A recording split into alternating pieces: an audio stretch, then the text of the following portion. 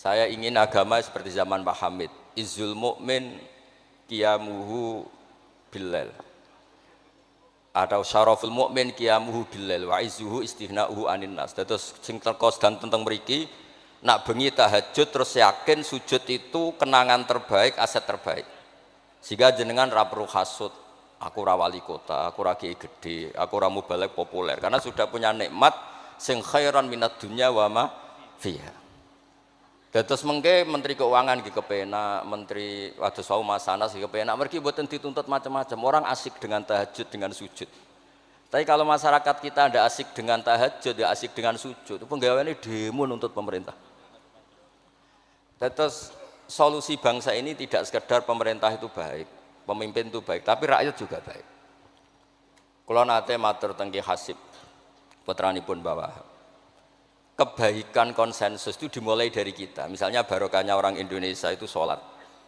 Itu banyak orang yang punya anak cantik, itu dilamar orang kaya tidak mau, hanya karena yang kaya raya ini tidak sholat. Padahal kalau nikah sama orang kaya, ekonominya selesai. Padahal miskin sekali. Jadi rakyat itu pun heroik Gusipul. Demi cari mantu yang sholat itu direwangi, di mantu marat, santri, mergo sholat. Sing lamar sugih mboten sholat. Nah kalau rakyat sudah punya konsensus gitu, mereka tidak akan milih pemimpin yang terkenal tidak sholat, apapun baiknya sosialnya. Sehingga tolok ukur kebenaran ini menjadi tolok ukur politik juga. Kan nggak mungkin masyarakat yang sholat terus nganggap pemimpin yang baik itu yang tidak sholat.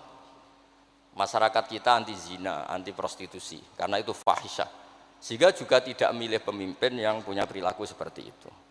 Masyarakat kita humanis, menghormati hak-hak orang lain, hak buruh, juga tidak akan milih pemimpin yang jahat, yang sadis, yang macam-macam. Nah nilai bersama ini yang coba kita bangun. Rau dawe Pak Sukron bikin sakofa Islamiyah. Sehingga ini dimulai dari kita. Kemudian barokahnya ilmu, kalau kita sudah senang sujud, saya punya banyak hadis diantara dijelaskan setan itu paling menangis kalau melihat orang mukmin sujud. Kata setan itu, gara-gara sujud saya dikeluarkan dari surga karena menolak sujud tadi.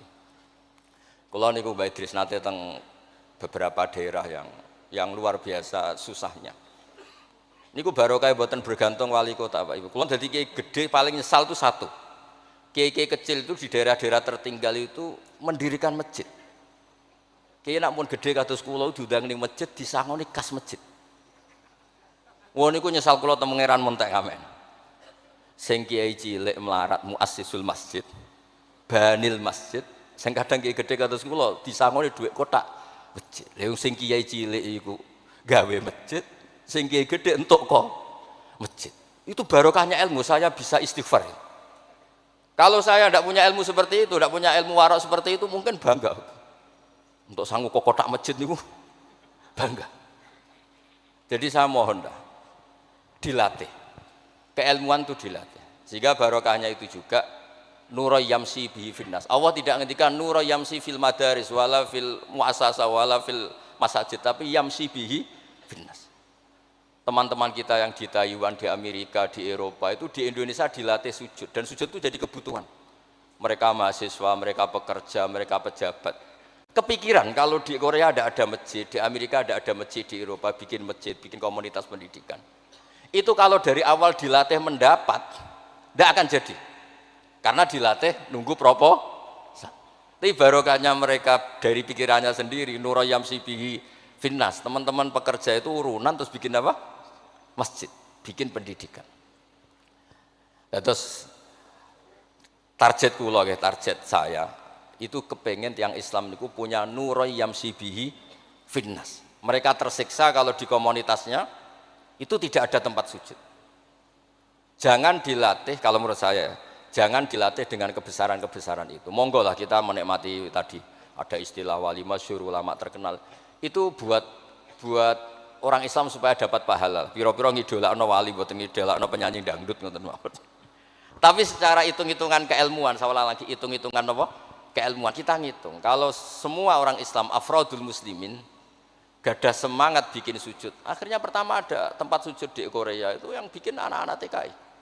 Di Taiwan, di beberapa negara Eropa, bahkan di Amerika pertama yang bawa Islam itu kebanyakan juga orang imigran. Punya kebutuhan sujud, bikin masjid, padahal zaman itu belum mungkin secara hukum negara Amerika masih imigran gelap. lama-lama jadi orang terpelajar, lama-lama bahkan jadi yang senator macam-macam. Itu dimulai dari nuro yamsi bi finnas, bukan dimulai dari kebesaran. Lalu kalau nu sajane nggih radi susah jadi kiai gede nggih susah. Susah wau, takut saya tidak punya kecakapan lagi bina sing nuro yamsi bihi napa finnas.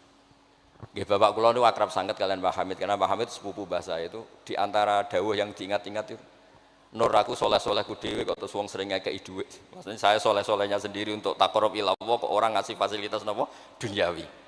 Makanya terus beliau sakhok sekali karena itu menghilangkan hisab. Jadi itu satu-satunya cara untuk menghilangkan apa? Hisab. Kan kita soleh itu inginnya dapat pahala di akhirat. Tapi di Indonesia itu baik. Orang soleh pun dapat fasilitas duniawi. Menjual kesolehan itu gampangnya Masya Allah. Sehingga yang nggak soleh pun pura-pura soleh. Dan itu akhirnya nyuwun sewu jadi materi. Dulu kita nyari ilmu ikhlas. Makanya kata Mbah Mun itu jadi santri ikhlas di bang kiai. Kok sakit ya? Kowe nak dadi santri kiai sapa mbok cucuk. Tapi nek dadi kiai koyo saingan. Karena kayak rival gitu.